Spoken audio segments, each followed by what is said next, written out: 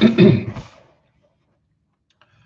good morning. I had some problems getting the video to go live. I don't know exactly what that was about, but here I am. Finally got the technology working. Sorry we're late. We are on Proverbs chapter 2 still. Left off last time at verse 7. We're going to follow verse 7 through 15 today. It'll be a natural place to stop. Um, and yeah, the whole chapter would be a little too much for us to probably handle today. So we'll do 7 through 15. Now, um, just to get us a kind of a dial back in, look at chapter 2, verse 1. My son, if you receive my words and treasure my commandments with you, um, he kind of goes on and on. Verse 5, then you will understand the fear of the Lord and find the knowledge of God. The Lord gives wisdom from his mouth. For the Lord gives wisdom, from his mouth come knowledge and understanding. So he's telling his son, if you kind of do these things, you'll receive wisdom and knowledge. If we would understand this be Solomon, of course, Solomon would have, very, very, this would be very important to him, right? Because wisdom was very important to him. He asked for wisdom in order to rule his kingdom. So, of course, it would be important to him. He'd want his son to have it as well. Makes sense. Number 2, we go back to chapter 1, our definition of wisdom, right?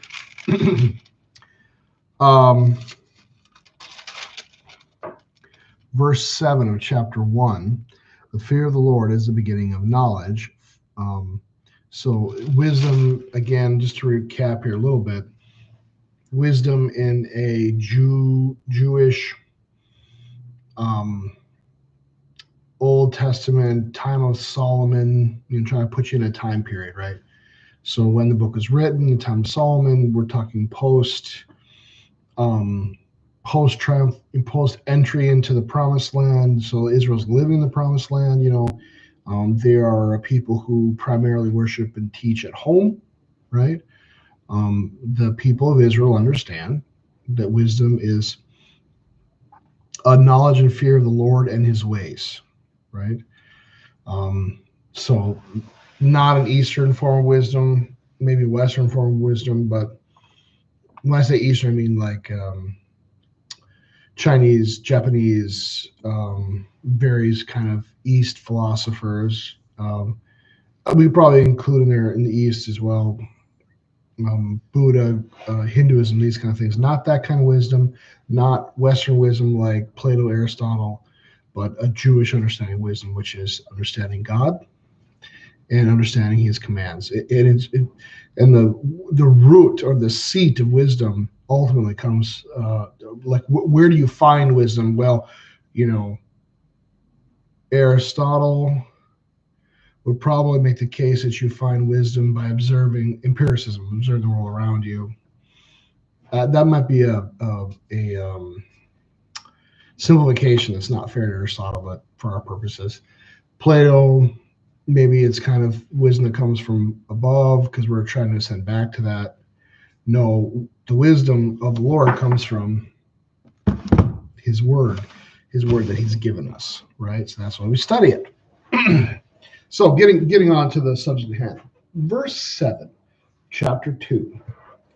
Vesapan, Yispan, Lasarim, Tusia, Magen, Leholecha, Tom.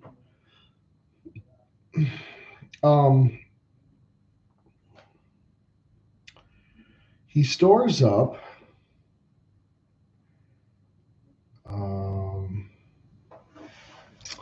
what is this? Tuyasa is this sound wisdom, resourcefulness, sound knowledge, success. Is there a root word here? Derived from the word yasa, which means to say. Oh, yasha. Tuyasha is wisdom, but yasha is to save.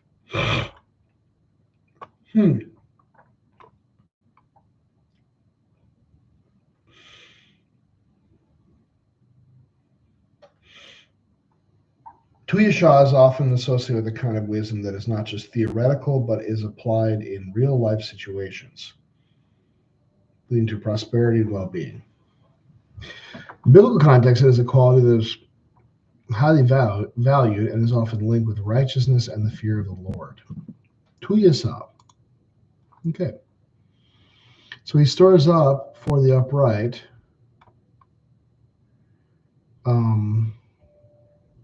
I think it's stored up for the upright, sound wisdom. Let's check it out. Sound wisdom for the upright. So the ESV flip-flops them to make the English sound better. He stores up sound wisdom for the upright, but literally it is he stores up for the upright sound wisdom. And then again, he is a shield. I imagine it's probably something like shield and then so he is a shield. Yeah. And he's a shield to those who walk uprightly. In Hebrew in general, there is a context sometimes where the Bible is seeming to say that people who walk in God's ways, who walk uprightly, they are shielded or they are protected. David says, like, nothing shall befall me, no evil shall befall me, things like this. And then you kind of look at the world and the reality of sin and the difficulty, like, I think we'd probably wrap our mind around it in a couple of ways. First and foremost, something like Psalm 46 talks about the Lord is my fortress, right? And so he's talking about the end of times, really what that psalm was talking about the end times, and mountains are melting and rivers are clapping and things are being upheaved. And the point is, the psalmist is trying to make a case that no matter how bad things get outside, I am here in the God of Jacob in his fortress. And so I don't need to be afraid. I don't need to be worried, which doesn't make sense. Like, we go through difficult times. We have bad stuff happen to us. There's sickness, there's disease, there's financial problems, there is death from people around us that affects our lives. So how does that work exactly? Well, I think Psalm 46 makes us kind of understand that our faith or our soul, right? And this would be also, but we get to, like, deliver us not from evil. The creed, we talk about when we talk about the first article, we talk about the Father protecting us from all evil. Well, the Bible is pretty clear that the one thing, Ecclesiastes is clear, right? Another book by Solomon, that the only thing that really matters is your faith and the outcome of that faith, which is eternal life, forgiveness, salvation. These are the most important treasures that we can hope to have, and faith secures them. And, so we might wonder, like, well, how can we get by with only faith? Well, it's the only thing that matters, right? Can you be living on the street, penniless, and not have food, and still have faith? Yes. Can you, think about the parable of Lazarus and the rich man, right? Can you die of starvation because of your want and need and still, end up in heaven with the Father, dwelling in mansions above? Absolutely, right? So I think when we read these things, we have to kind of, like, what is he shielding? Well, God's in charge of shielding and protecting our faith. In fact, the truth is that the only person who can damage our faith is us, right? Post Jesus Christ, post death and resurrection, there is no, like, a demon just can't randomly possess us apart from our will, right? It just is not possible. The Holy Spirit takes up residence in our hearts when we are baptized and we have faith. So the question is, who can wreck our faith? And the only answer to that is a demon can't assault our faith, can't break it. God won't does not desire to make it go away. So the only person who can wreck, break, or take away our faith is us. Now, if we give up our faith, if we stop believing God, well, yeah, then you're on your own. You're susceptible to any kind of evil that's in the world, but not if you trust and believe in God's promises. And that's conditional. I'm sorry, that's not the way we talk in the Lutheran understanding. Faith is a gift, right? And we understand that it comes through baptism, it comes through the Word, it comes through the work of the Holy Spirit. Let's maybe this better said. When we have faith, there is no reason to worry at all about the assaults of the evil one. He can't do anything to us. And I think this is primarily the way we have to understand this. Now, is our faith tied up in our physical health? Yes. Do we know how many arrows and slings of the evil one that the Lord is protecting us from through his powerful angels? We have no idea, right? So yes, maybe you're sick now. But are these the only arrows that were ever aimed at you? Well, probably not. Maybe it could be worse. We just don't know. It's hard to take in the evidence of our limited understanding and then make decisions, theories about God. Right? It's a dangerous thing to do. So no, probably the easiest way to read these verses and understand them in their proper context is to know that God is shielding your faith, your soul. He's going to keep it with him. Like I think of John 10, right? No one can snatch you from the Father's hand. No one can snatch you from my hand. This is Jesus talking, right? So like literally, once you're in the hand of God, nobody can do anything to you unless you do it to yourself. That's just it.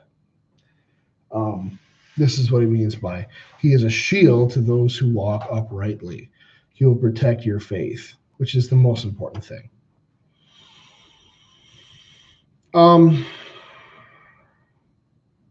then like just practically, I always try to point this out in Proverbs. Practically, there is a reason to follow God's will and his ways.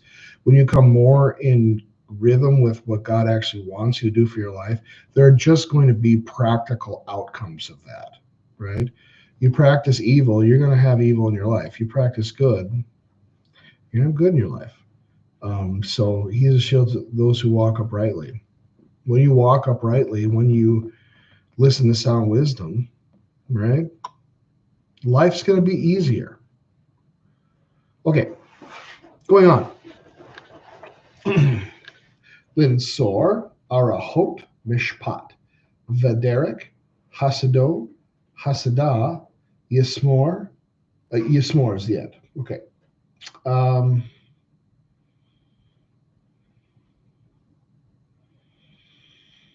He guards the paths mishpat of justice. So is that Derek twice? No, paths is something else. Arahot is a different word from Derek. Let's see what that word is.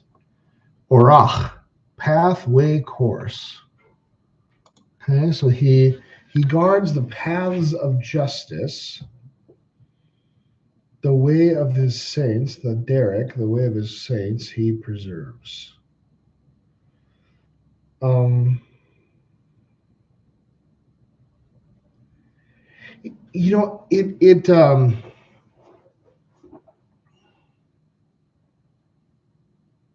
Let's see the ESV translated real quick. Okay, he guarding the path. Okay, so they're going full participle on it, yeah. Or what, infinitive, I guess. Infinitive is guarding. So it's an active, ongoing thing. Guarding the paths of righteousness and watching over the way of his saints.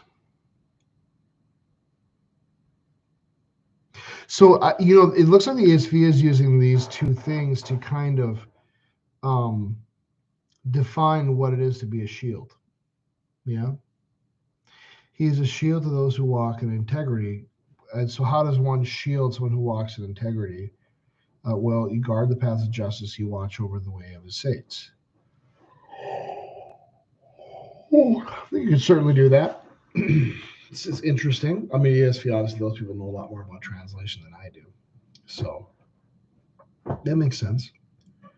Paths of justice.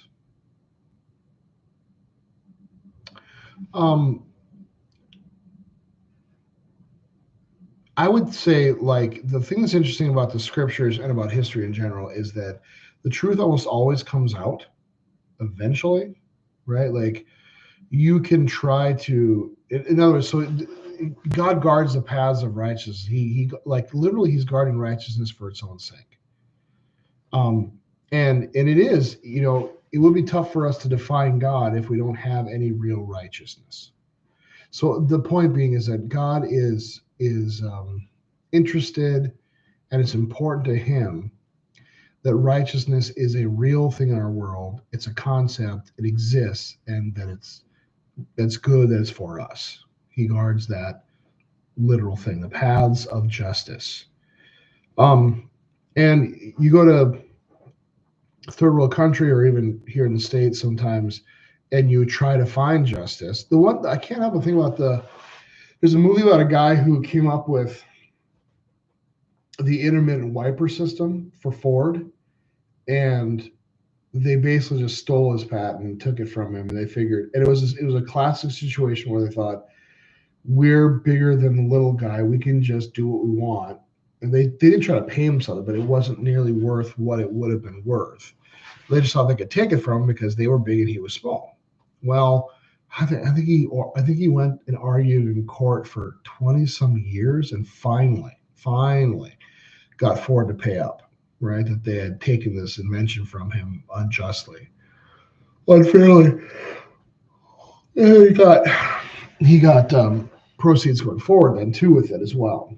So it just this idea, like it seems to me, just from what I've seen in history and in the scriptures, that people may think they can pervert, cover up, wreck justice. It doesn't last. It always gets discovered. It always gets uncovered. It always ends up being the way it ends up. And he preserves the way of the saints. I think this kind of things talks about. I feel like he's, unless you strike your foot against a stone, he kind of guards the places where you walk. In Israel, the paths, when you see the kind of, you think of Israel, differently than what it actually looks like. You go there and visit, then you see like there's lots of places where there's rocky outcroppings and you're walking kind of very treacherous paths. So the thought of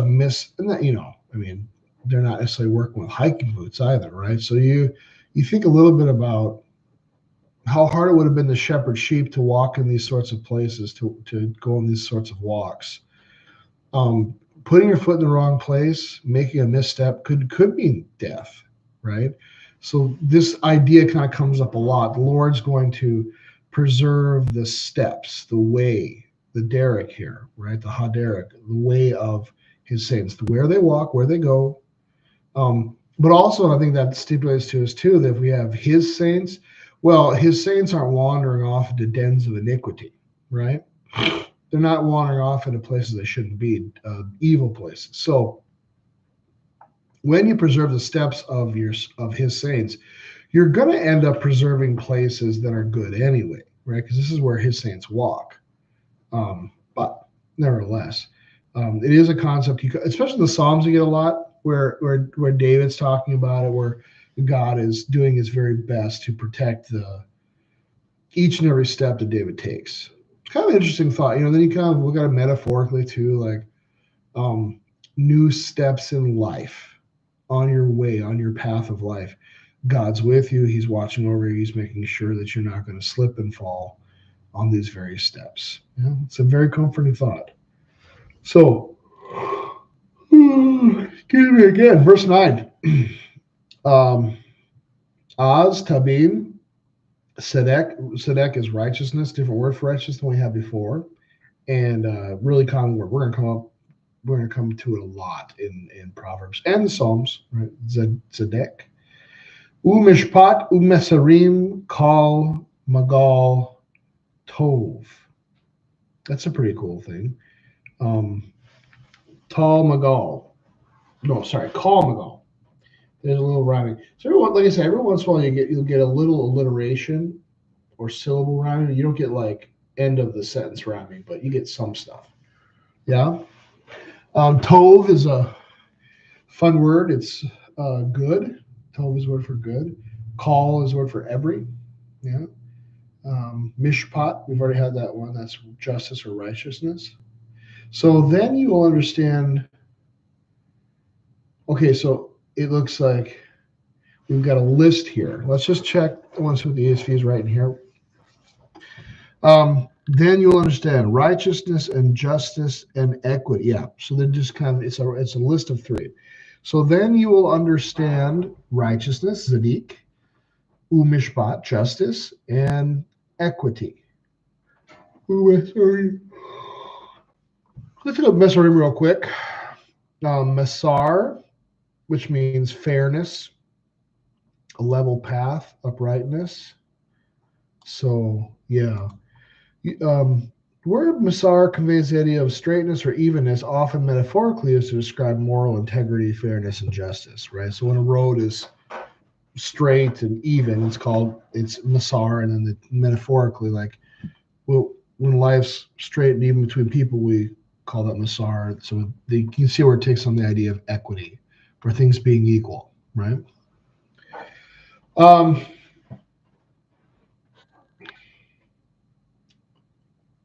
So, I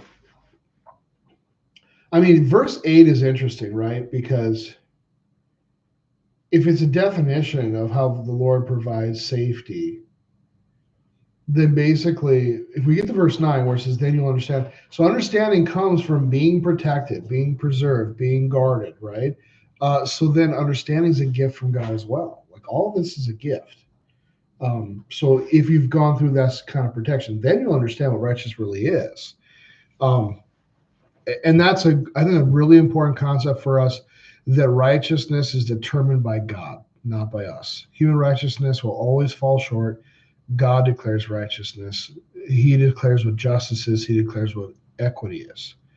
And so God's equality is interesting too. When you think about like the parable of talents, He takes the one talent away from the one at the bottom, gives it to the one who has the most. Why? Because the one who has the most ability to do something with it, which in the end is what God seems to care about most, not necessarily that everybody gets an equal amount. God's justice can be really different too, because sometimes, well, I mean, the most important message about justice or righteousness is that the Holy One of God is punished in my stead, right? I'm not righteous, I'm not holy, I'm not worthy, and God punishes the Holy One of God instead of me. Okay, Kamagal, every path. So it's just every path will be good. Let's see here.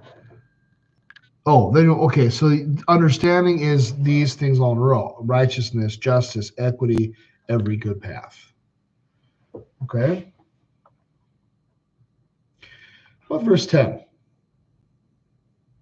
Ki tabo hachma belibka v'da'at lenapseka yanam.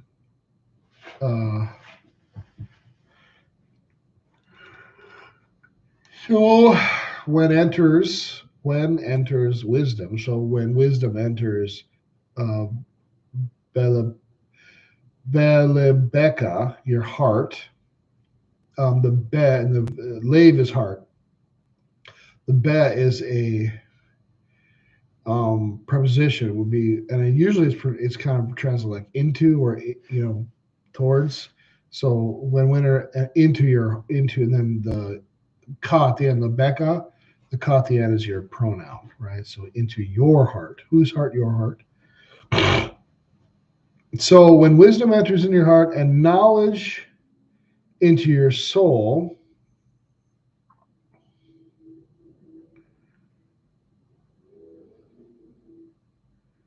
what, it is pleasant, something like that. When wisdom will come in your heart and knowledge,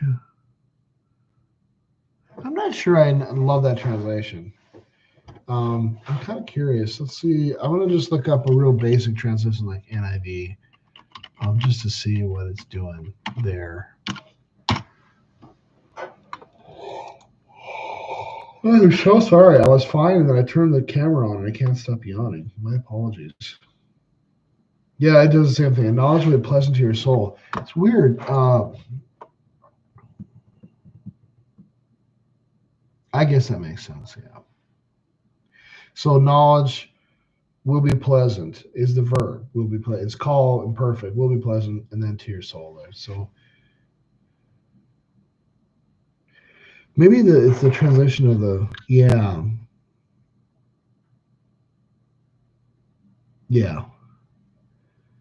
So verse 9 is kind of defined by verse 10, right? So then you'll understand righteousness, justice, and equity, every good path. So you'll understand this why. For wisdom will come in your heart, and knowledge will be pleasant in your soul. Discretion will watch over you, understanding will guard you. So verse 10 and 11 are kind of the reasons why you will understand. Okay?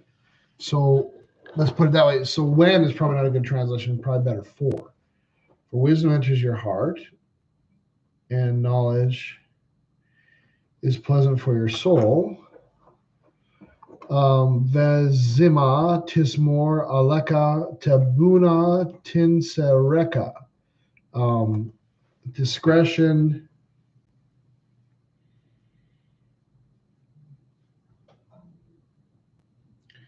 Discretion will preserve you, understanding will keep you. ESV does discretion will watch over you. Okay, sure. Preserve, watch over. Yeah, discretion will watch over you, understanding will keep you or guard you. Yeah, sure. Delivering you. So verse 12. Should I comment on that at all? I mean, discretion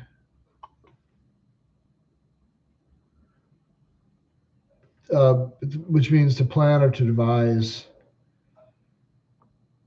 The Hebrew word metzima can have both positive and negative. Positive refers to prudence, discretion, or thoughtful planning, right? So, proper planning, I mean, that makes sense, right? Discretion will preserve you. So, making a proper. Fools are often going to be described as people who are ignorant, who don't like wisdom, who don't like knowledge. And also, oftentimes in Proverbs, fools are people who rush in, who do things inadvisedly, who make decisions really fast, right? Who don't put a lot of thought behind their decisions. So that makes someone to be a fool as well. So that makes sense, right? That if being foolish can wreck you, then having discretion will preserve you. Understanding will keep you, watch over you, or as the VSV does, will guard you. Understanding will guard you. So let's look up understanding just real quick to get a sense of that. Tabuna. The word Hebrew tabuna refers to a deep, discerning understanding or insight. It often used in the context of wisdom literature of the Bible, emphasizing the ability to perceive and comprehend the deeper truths and principles of life. This understanding is not merely intellectual, but involves the moral and spiritual dimension aligned with God's wisdom and purposes. So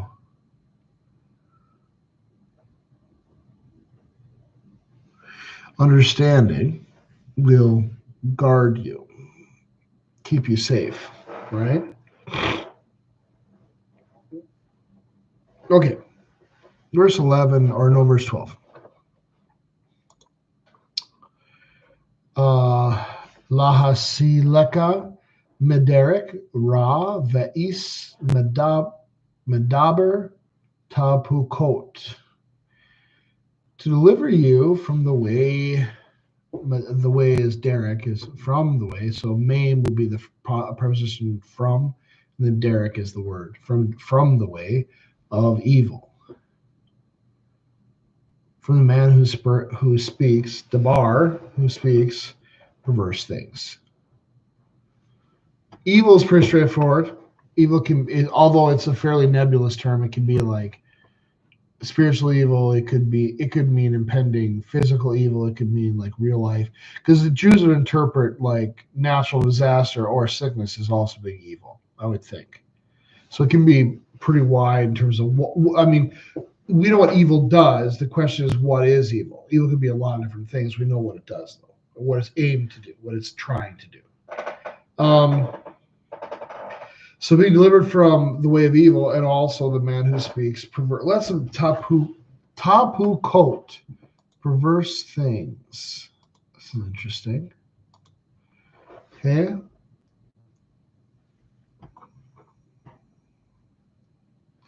The Hebrew word tapuka is used to describe a state of moral corruption or derivation from what is right and true. Okay. So, perverted from what is right and true, perverted from the way of righteousness, perverted from the scriptures, right? This is, and you run into that all over the place, almost wherever you go. Verse 15 then. Oh, wait, no.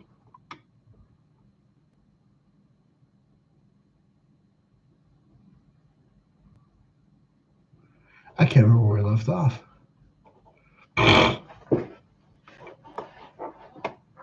Now we're in verse 12. Verse 13. Ha'ozabim arehot yoser lalaket debarke, hosek. So kind of, watching over you and keeping you safe from perverse things. So go sit down and have your lunch, buddy. So those who leave the paths of righteousness, hezobim. I think this is a tzav is the root word here. Yeah, a tzav, to leave, forsake, abandon. Okay, so we need protection from those who abandon the way.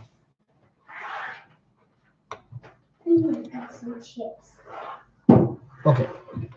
To deliver you from perverse things, from those who leave the paths of uprightness. This is like David's Psalm 1, people who dwell in the tents of the wicked kind of idea. Yeah. Paths of uprightness, to walk in the ways of darkness, right? It is interesting that in Jesus' parable of the Good Samaritan, it seems like the man was set upon. It's very common the way the paths moved back then, that you kind of go around turns, whatnot, and people would beset upon you while you're walking along the path. So, in other words, is there a context where you're on the path is safety, outside the path is not, right? And where do people lie? They lie. They don't usually lay in the path. They lay outside the path, ready to. This is where people who leave the path of uprightness to walk out in the wilderness areas in the dark, these are scary people, right? You have to be, I think, in order to do that. Verse, and what could that mean? I mean, just like fun to talk about, maybe some deep dive in that, people who kind of check out of kind or civil society and live out in the fringes of the earth or the world, they can be scary people, even today, right? If you decide to abandon the typical pathways and ways of life, you could be in for a rude awakening of what you're going to find. Maybe like the movie Deliverance in a way, right? That kind of like you're out in the wilderness areas, you get into places where there are no, and you run into folks that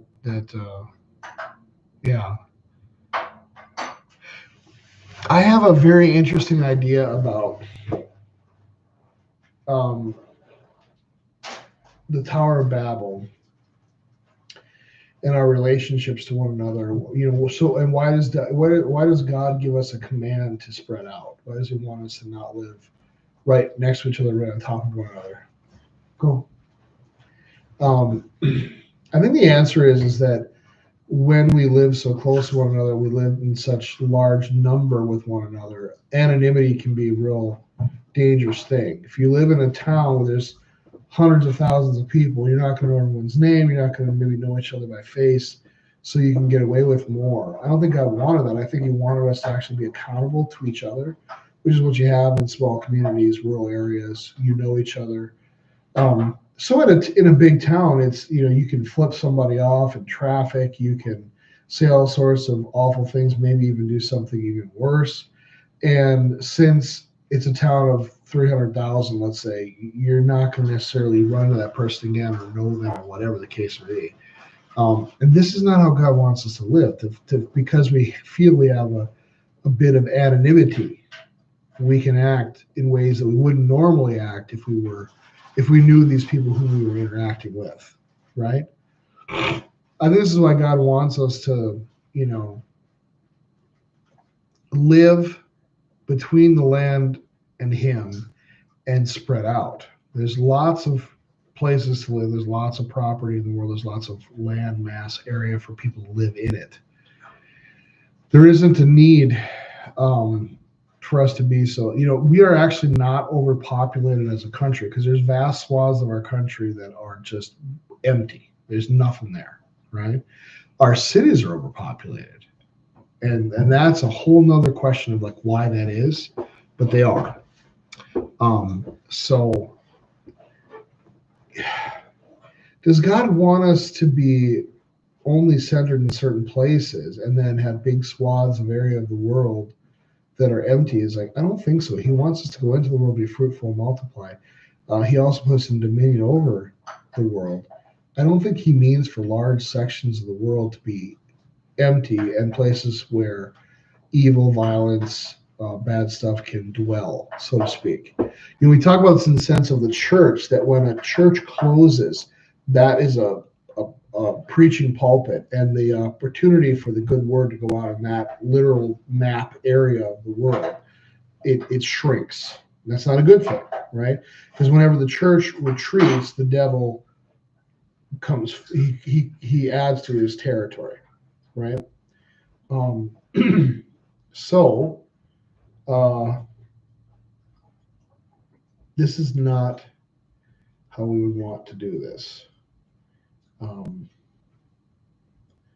When we walk off the paths, then it seems there is darkness away from the paths. But if God's people are devout and loving Him and are occupying all areas, this is the original plan of the Garden of Eden, and in fact the world. He meant for us to live in all places, and for all places of the world to be places of righteousness, not evil, not darkness. But that's not the case now. So He's guarding us. He's not guarding us. He's recommending to us, hey, stay to the paths where there are righteousness. Don't venture off them, because you'll find yourself in a place you don't want to be.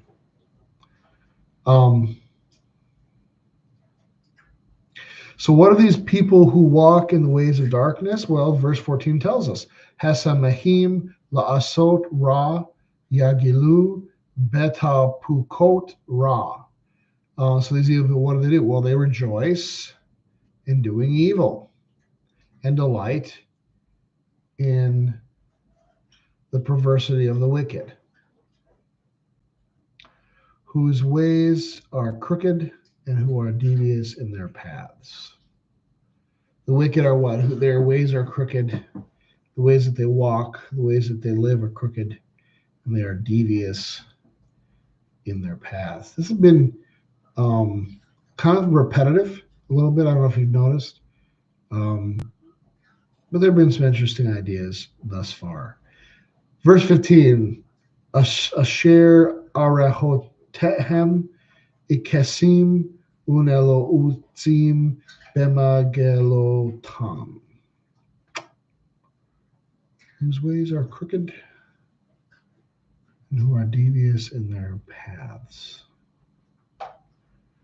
Okay, so watch out for, right? People walk in darkness. They are what? They rejoice in doing evil. They delight in perversity of the wicked. And their ways are crooked.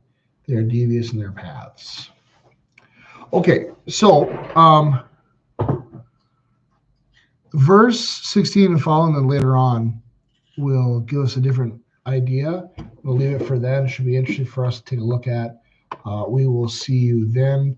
God bless you. God bless your week. I hope you feel better than I do. Got a little touch of the flu. I feel like I've been just sick now for 3 months. But we're going to get better and life's going to be good. We'll talk to you guys soon. Bye.